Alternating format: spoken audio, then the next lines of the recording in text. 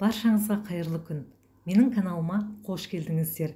Дәрігер ретінде қант диабетімен ауыратын адамдарға арналған десерт дайындайтын боламыз. Десерт дайындау үшін бізге алма қажет болады. Алмамызды жақсылап жуып, теңдей 2 бөлікке бөліп аламыз. Бөліп алғаннан кейін алмамыздың тазартатын боламыз. Майлылығы аз сүзбемізді алып, оның үстіне қалауыңыз бойынша сухофрукты салсаңыз болады. Мен мейіз салатын боламын. Содан кейін оның үстіне майлылығы аз қаймақ салатын боламыз. Екеуін жақсылап араластырып, алмамыздың үстіне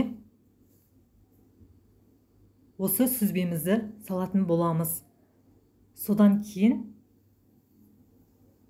қызып тұрған пеште 180 градуста біздің десертімізді 30 минутқа қоямыз. Біздің десертіміз өте дәмді болып піседі. Сіздерге видео ұнаған болса, менің каналыма тіркелуді ұмытпаңыздар. Келесі кездескенше сау болыңыздар.